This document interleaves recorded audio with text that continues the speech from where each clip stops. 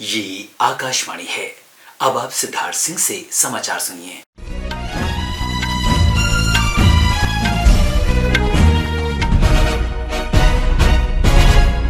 छत्तीसगढ़, मध्य प्रदेश, राजस्थान और तेलंगाना में विधानसभा चुनाव के लिए प्रचार जोरों पर है। छत्तीसगढ़ में दूसरे चरण के प्रचार का कल अंतिम दिन है। भारतीय जनता पार्टी, कांग्रेस और अन्य राजनीतिक दल मतदाताओं को अपने पक्ष में करने के लिए लगे हुए हैं। मध्य प्रदेश में भी कल प्रचार का अंतिम दिन है।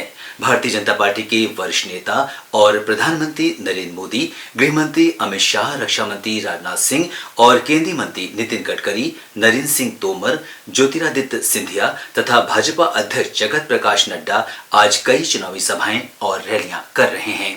कांग्रेस अध्यक्ष मल्लिकार्जुन खड़गे, पार्टी नेता राहुल गांधी, सचिन पायलट, पूर्व मुख्यमंत्री कमलनाथ और दिग्विजय सिंह उम्मीदवारों के लिए प्रचार में जुटे हुए हैं। राजस्थान में विधानसभा चुनाव के लिए भाजपा, कांग्रेस और अन्य राजनीतिक दलों के अलावा निर्दलीय उम्मीदवार भी प्रचार में जुटे हैं।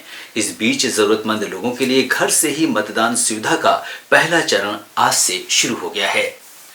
तेलंगाना में इस महीने की 30 तारीख को विधानसभा चुनाव होंगे। मतदान के समय हैदराबाद जिले में 75 मतदान केंद्रों का संचालन महिलाओं और 15 केंद्रों पर दिव्यांगों द्वारा किया गया है। निर्वाचन आयोग ने राजनीतिक दलों से इस वर्ष सितंबर तक उन्हें मिले चुनावी बॉन्ड का विवरण सीलबंद लिफाफे में जमा करने को कहा है। आयोग ने ये विवरण कल तक जमा करने को कहा है। सभी राजनीतिक दलों के अध्यक्षों को भेजे गए पत्र में आयोग ने कहा है कि जिन दलों ने चुनावी बॉन्ड के रूप में कोई भी चंदा लिया है, उन्हें उसका विवरण और चंदा देने वालों के बारे में जानकारी तथा रकम की सूचना के साथ साथ प्रत्येक बॉन्ड के रूप में मिले धन का पूरा विवरण देना होगा।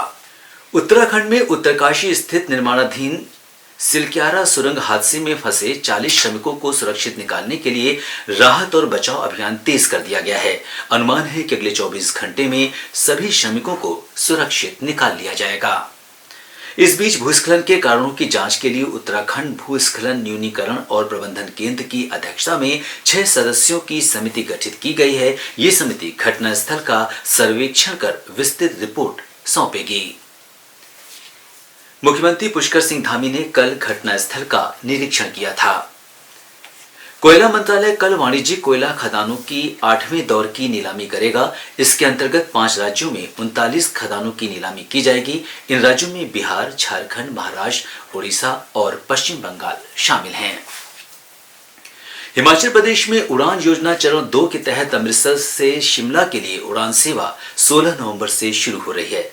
मुख्यमंत्री सुखविंदर सिंह सुक्खू ने सितंबर के अंत में अमृतसर, कुल्लू और शिमला के बीच उड़ानें शुरू करने की घोषणा की थी। इसके तहत कुल्लू के लिए नियमित उड़ान शुरू हो गई है। ये उड़ानें सप्ताह में 3 दिन मंगलवार, गुरुवार और शनिवार को होंगी। देश के प्रथम प्रधानमंत्री पंडित जवाहरलाल नेहरू की जयंती पर प्रधानमंत्री नरेंद्र मोदी ने उन्हें श्रद्धांजलि अर्पित की है। जवाहरलाल नेहरू का जन्म 14 नवंबर 1889 को हुआ था। सोशल मीडिया पर अपनी पोस्ट में श्री मोदी ने लिखा है, प्रथम प्रधानमंत्री पंडित नेहरू को उनकी जयंती पर श्रद्धांजलि। आज विश्व मधुमेह दिवस है। इस वर्ष के लिए थीम है डायबिटीज यानी मधुमेह की सही देखभाल पर ध्यान। ये दिन डायबिटीज उपचार में महत्वपूर्ण इंसुलिन की खोज करने वाले सर फ्रेडरिक बैंटिन के जन्मदिवस पर आयोजित किया जाता है। विदेश मंत्री डॉक्टर एस जयशंकर ने लंदन में ब्रिटेन के नवनियुक्त रक्षा मंत्री ग्रांट शॉप्स कल लंदन में उन्होंने मुलाकात की। एक सोशल मीडिया पोस्ट में श्री जयशंकर ने कहा कि इस दौरान रक्षा और सुरक्षा सहयोग बढ़ाने पर विचार विमर्श हुआ।